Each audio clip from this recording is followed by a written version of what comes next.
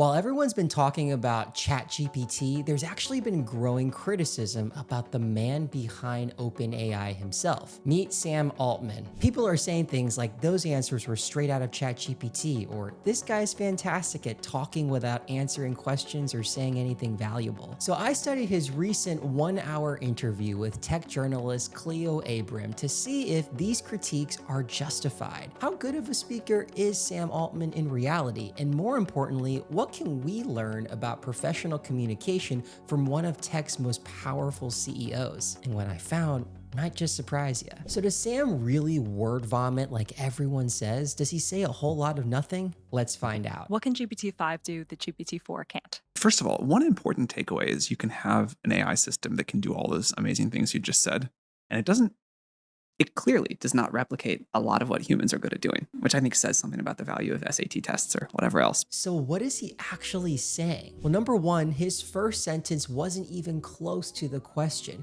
She asked about GPT-5's new capabilities, but he started talking about GPT-4's limitations and SAT tests and all sorts of other things. Now, she didn't do him any favors because she mentioned how the model performed on various standardized tests, but he naturally latched on to that. He failed to proactively identify the core question. And here was the second error he did. And I suspect that same thing is going to happen again with GPT-5. People are going to be blown away by what it does. It's really good at a lot of things. And then they will find that they want it to do even more. People will use it for all sorts of incredible things. He commits what I call the sunk speaking fallacy. This is just like the sunk cost fallacy, where you keep investing in something unproductive because you've already started. He just digs himself deeper and deeper into this wrong path instead of pivoting back to the original question. So the interviewer has to literally re-ask the question because he never answered it originally. But watch what he does differently that changes his entire answer. What are the top line specific things that you're excited about? And also the things that you seem to be caveating, the things that maybe you won't expect it to do. The thing that I am most excited about is this is a model for the first time where I feel like I can ask kind of any hard scientific or technical question and get a pretty good answer. And I'll give a fun example, actually. Yeah, when I was in junior high, or maybe it was 9th grade, I got a TI-83, this old graphing calculator. And I spent so long making this game called Snake. Yeah.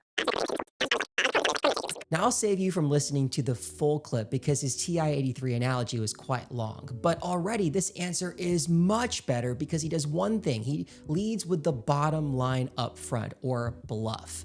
He states why he's excited in one sentence, and then he gives a story from his childhood that is way too long, but it explains why he's really excited. So watch here how I condense his original story from around 2 minutes to just 30 seconds, and then I'm gonna show you the framework so that you can be more concise too when you're telling stories. So he could have said something like, when GPT-5 launched, I tested it with something personal.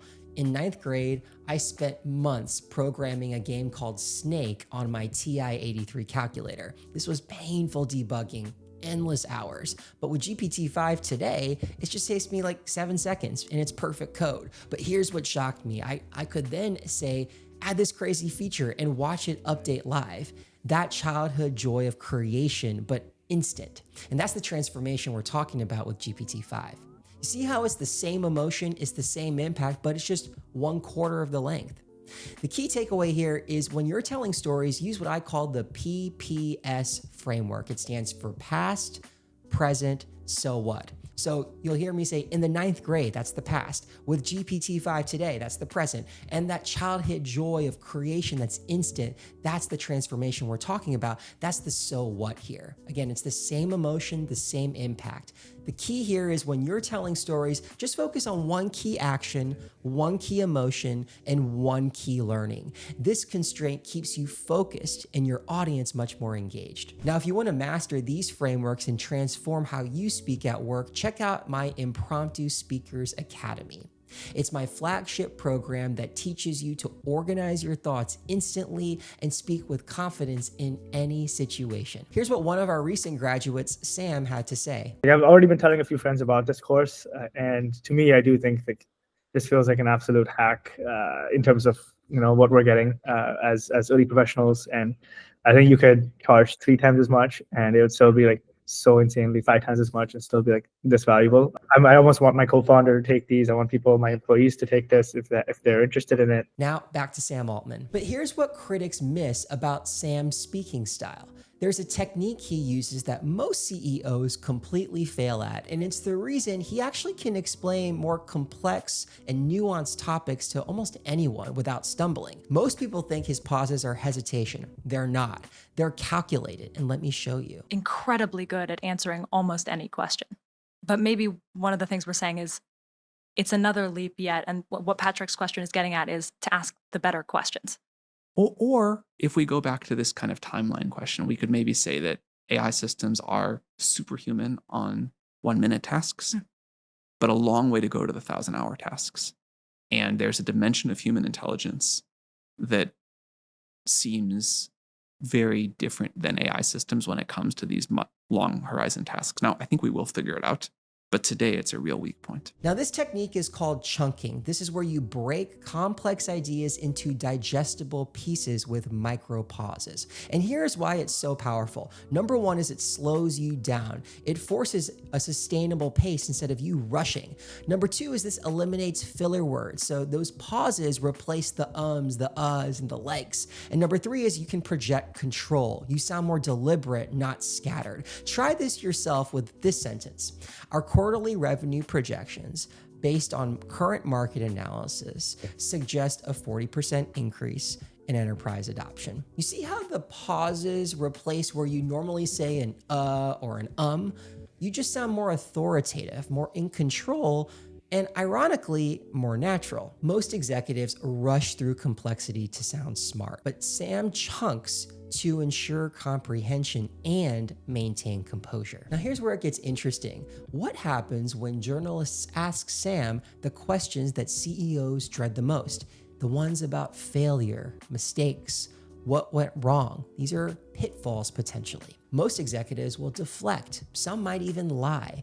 But Sam does something unexpected, and I think it's actually pretty strategic. To understand what he's doing, I need to show you this PET framework. So PET's an acronym that stands for point, where you answer directly, no deflection. E is explanation, where you acknowledge with specific details. And then T is for takeaway, which is where you end on a more forward-looking positive note. Now watch how Sam executes this PET framework. I think the worst thing we've done in ChatGPT so far is we had this issue with sycophancy, where the model was kind of being too flattering to users. And for some users, most users, it was just annoying. But for some users that had like fragile mental states, it was encouraging delusions. And that was not the top risk we were worried about. It was not the thing we were testing for the most. It was on our list.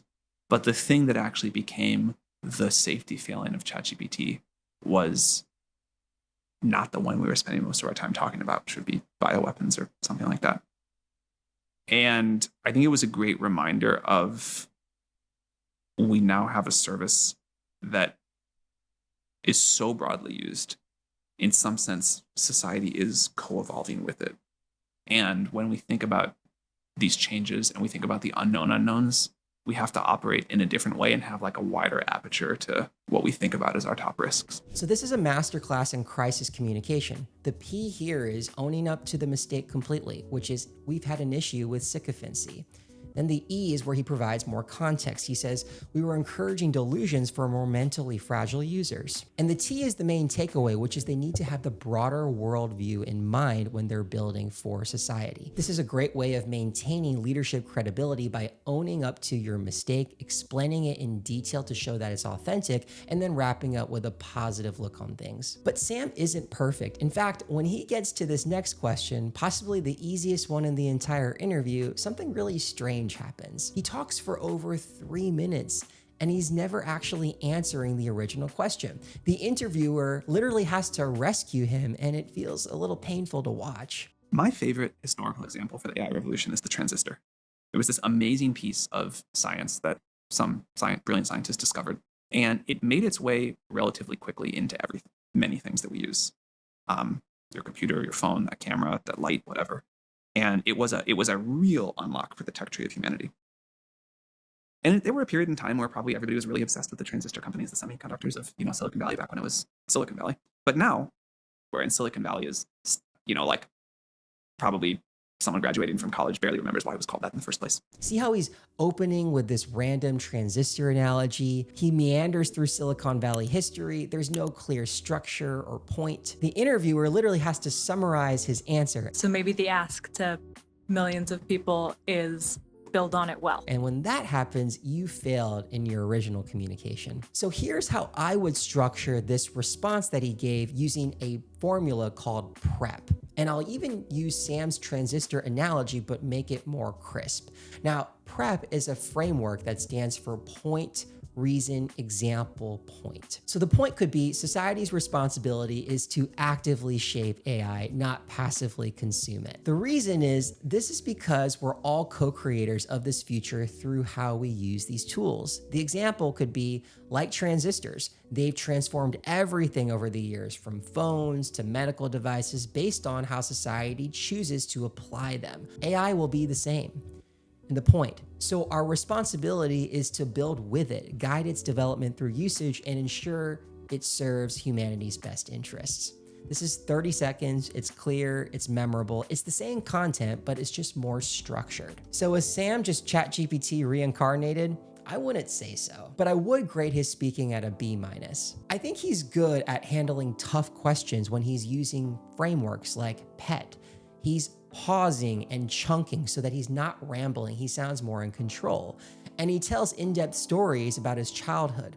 But the weaknesses I have are that he rambles without a lot of structure. He loses track of the original questions, and sometimes he drags out points for too long. Now, to stand out at work, you don't need Sam's billions or his AI. You just need clear frameworks and the discipline to use them, the awareness to keep your answers ideally under 90 seconds. Master these and you'll communicate at the level, or even better, of the C-suite. Now, if you want to go deeper on these frameworks, check out the Impromptu Speakers Academy. The link is in the description. And to master frameworks to speak intelligently on the spot, watch this video right here. This is where I break down the exact techniques that top executives use to sound brilliant off the cuff.